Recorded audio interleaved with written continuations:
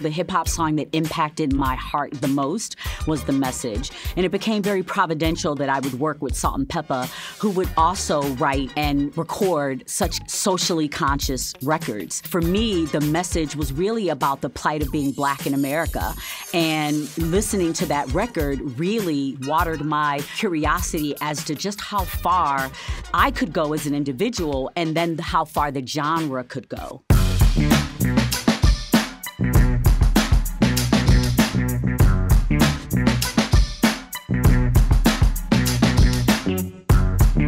I am Marvet Britto, and I was born in Waterbury, Connecticut. I was raised in Atlanta, Georgia. I grew up in a city that was so rich with symbols of Black excellence, from Martin Luther King to all of the civil rights pioneers that had gone throughout the city. I attended Tuskegee University. I chose to go to an HBCU because living in Atlanta, I felt like I really needed to understand more deeply who I was purposed to be. And I felt like it would be birthed in an atmosphere where I would really be enveloped and have a deep, keen understanding of history. When I got to Tuskegee, I learned a lot of what I was learning, and I wasn't really as stimulated as I felt the need to be, and I was very easily distracted. My purpose was already born within me, so I asked my mother, did she want me to get the degree for her? Because I was willing to do that. And she said, no, I want you to go and live your purpose. So she allowed me to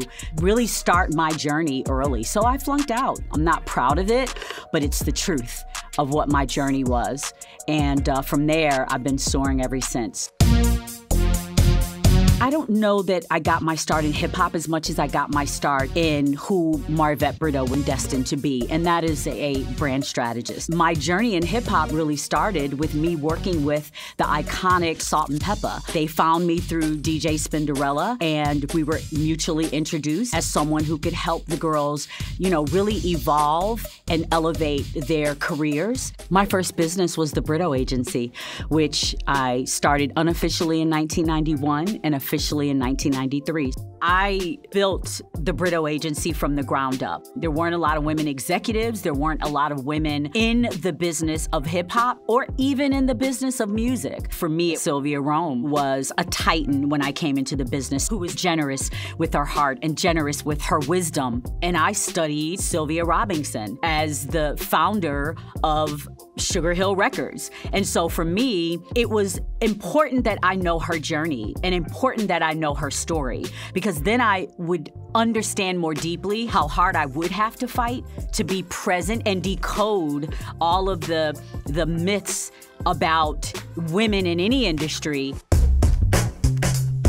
As a Black strategist, I was someone who would defy imagination during an era when hip-hop was mainly dominated by men. I knew that hip-hop was not going to be a genre of music that would disappear. The business of hip-hop is the culture of hip-hop, and that has really permeated the world. In the early days, we were really focused on the creativity, on the swagger, on the movement of it, until it started to really become a lucrative, revenue-generating genre that I started to look at and awaken my clients to looking at the fact that we needed to have a more dominant, prominent role in the economics of hip-hop.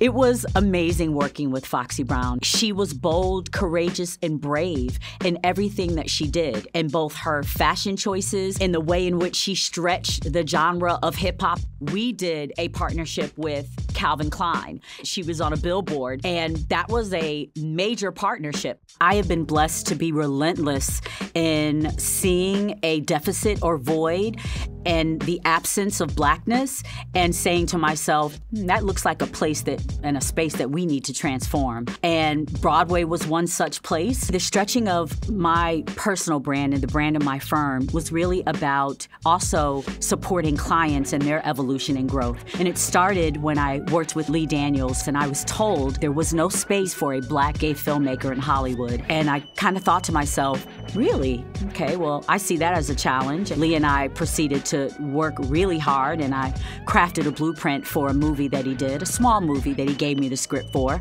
I read it, and I thought, well, this is going to be certainly a task, but that script was for a Munsters Ball, and I helped brand and market that movie. The next movie we worked on together was a film called The Woodsman. And Eve was in The Woodsman. Mos Def was in The Woodsman. I have been able to move and enter into various worlds and industries, from sports to film, television, and Broadway, technology, finance, simply by assessing the landscape and understanding that it's a landscape that not many of us existed in, but deserve to thrive in. The genre that they said wouldn't last, we now sit here and celebrate 50 years, a thing that people did not understand and did not think would last. And we are positioned to watch hip-hop thrive for the next 50 years in perpetuity.